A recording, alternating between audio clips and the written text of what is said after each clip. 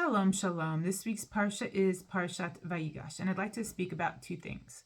I'd like to start with what we're told in the beginning of this week's Parsha Vayigash, that Yehuda, when he approached Yosef to beg for Bejamin to be given back, taken out of Yosef's care and given back to Yehuda so he can return to his father, because he had swore to his father in the last parsha, when his father told to him, go procure more food for us from Mitzrayim, and he said, I cannot, because the one in charge said, you will not see my face again unless you bring Bejamin, the youngest, back with you, so that I know that you're not lying about this whole story about being 12 brothers and coming for food, because he had accused them of being spies.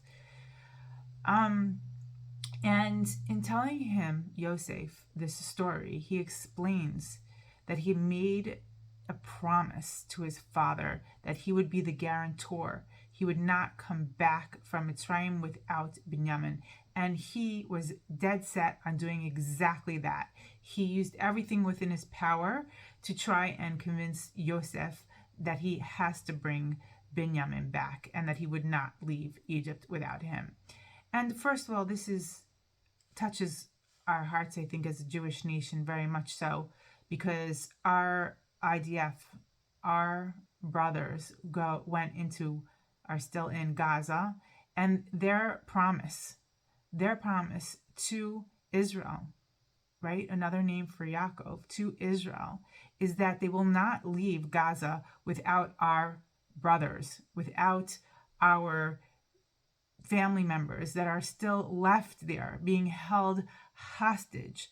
And it's so interesting because Yehuda, who represents, the lion, the power, the strength of our nation, which I would say really is so close to what the IDF is, they make this promise to Israel that they will not leave Gaza without the rest of our family members. And Yehuda was successful in his mission to bring Bejamin and his father, Yaakov / Israel, back together. And God willing, we should be successful in our mission. And this thing that we learn, because as we're told, Maaseh Avot Siman Labanim, that the things, that the occurrences, the life trials that our forefathers went through is something that will happen again, that we should learn from and do our best to follow in the lessons that we learn in the Torah that teach us how to navigate these situations.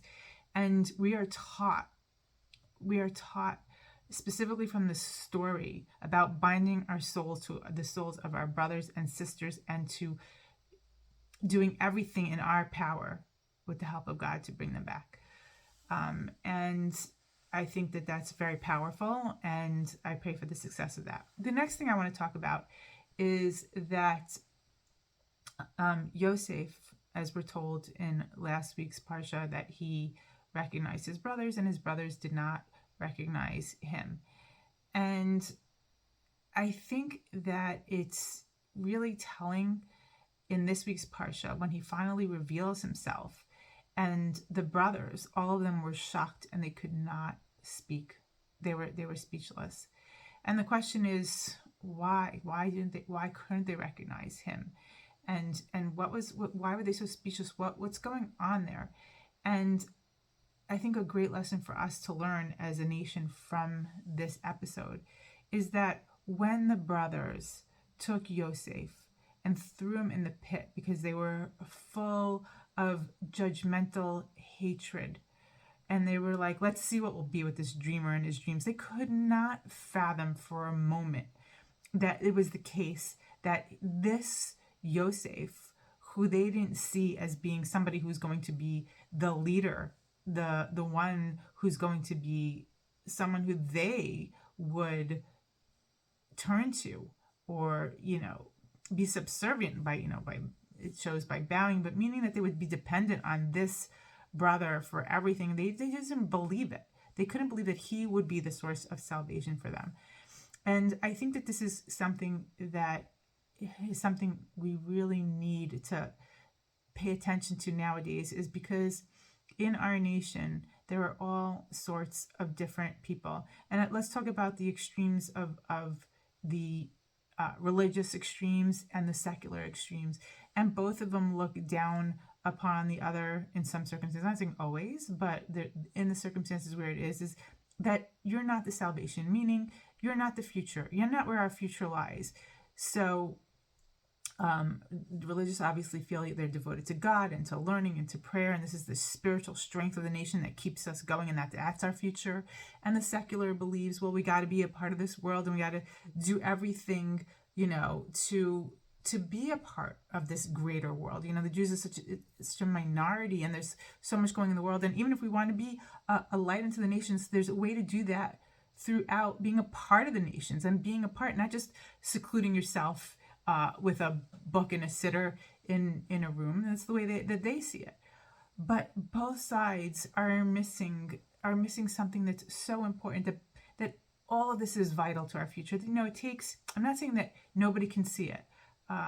Rav Sachs is somebody who was able to do that, to breach both worlds, to be a part of the bigger world, and to be spiritually on a high level with his learning and Jewish dedication to his life. And he was able to accomplish that.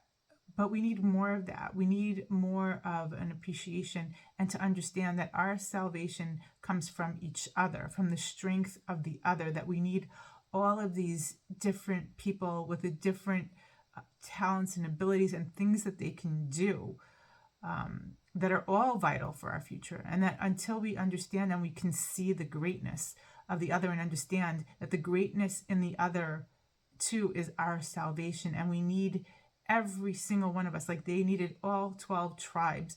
We need the whole nation, and we have to see the greatness in one another, and not hate the other for it, or not think the other person, God forbid, is disposable, that they don't belong and they're not part of the future because they think or believe something that we don't.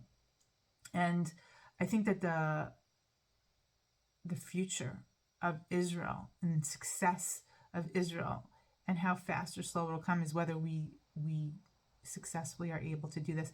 And thank God that now in these days we see a lot of this kind of appreciation for one another, and it should just grow. It should just grow, and we should keep growing in love and understanding, appreciation, and not judging, but just seeing the light of God in one another. And with that, good things will happen. I wish you all a Shabbat Shalom.